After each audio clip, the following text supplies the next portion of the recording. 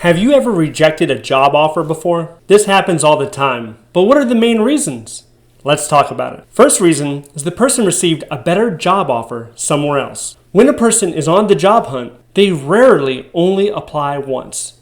It's usually a campaign of searching, networking, applying many times, and it can easily take several months. As a person is applying to multiple job listings, they can do this dozens, if not 100 or more times. The interviews, they don't come in right away. You don't apply and then a week later you have an interview. That's not typical. So you're applying all of these times and then weeks later or even months later, that's when the interviews typically start to trickle through. And then before you know it, you have 6, 7 or more interviews that are all taking place in the span of a week or two. People will choose to continue to go on interviews even after a job offer is extended. This is because nothing is guaranteed, and there's no telling that another job offer that's even better could come in a few days later. Multiple interviews can result into multiple job offers, and it's not uncommon to accept 1, 2, or 3 job offers because one can easily fall through, and then you have options. You can discard the ones that are not as good and pick the best one for you. Some people feel a little uneasy about this strategy,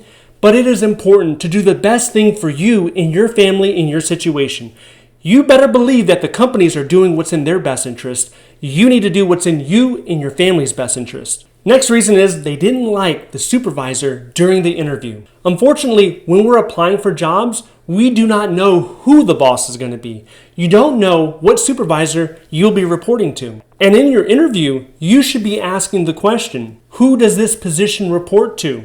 This is an opportunity to gain an understanding on who your supervisor will be, and can you see yourself working and reporting to this person for the next 2 or 3 years? Or is the chemistry just not there? Maybe they're appearing overbearing or arrogant or indifferent. A bad supervisor can ruin the best of jobs, and this is your time to find out, is this a good fit? There are some supervisors out there that will tell you, I don't want to train anybody, or I want someone to hit the ground running.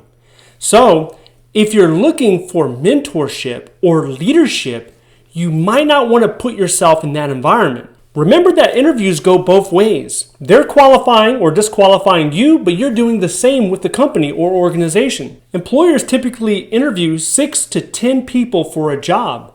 And ideally, you want to do the same thing. You want to go on at least 6 interviews. Interview different agencies and find out what's the best for you. Next reason is the job doesn't offer telework or remote options.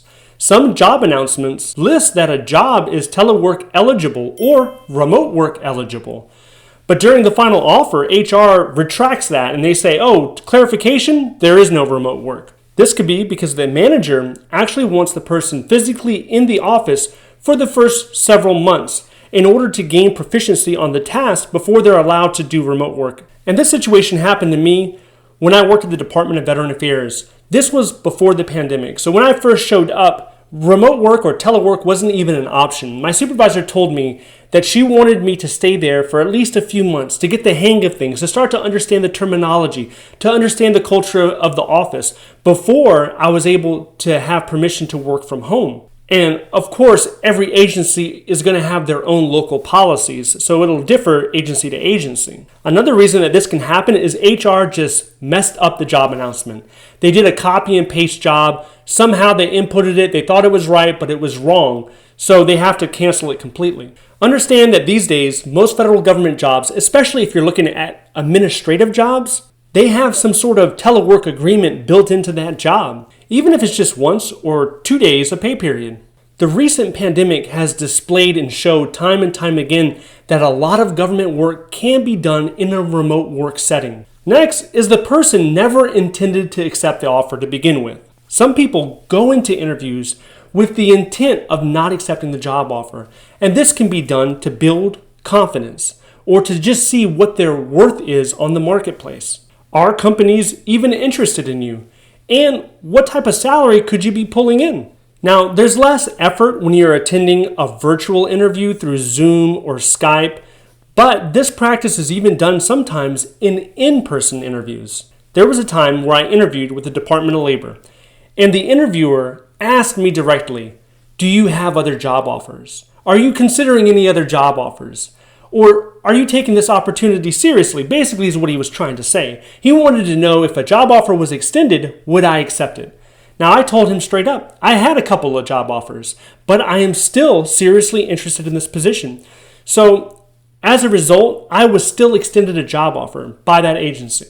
Remember, there are tentative job offers and there's final job offers, but nothing is going to be guaranteed to you. Not until you show up on the first day of work and you actually start working. That's when you know that you have a job. Speaking of job offers, did you know there's some ways that you can get a job offer without even applying for it? If you want to know how to do that, I want you to watch this video next. If you want to see more videos like this, please click like and subscribe. Thank you for watching, and I'll see you in the next one.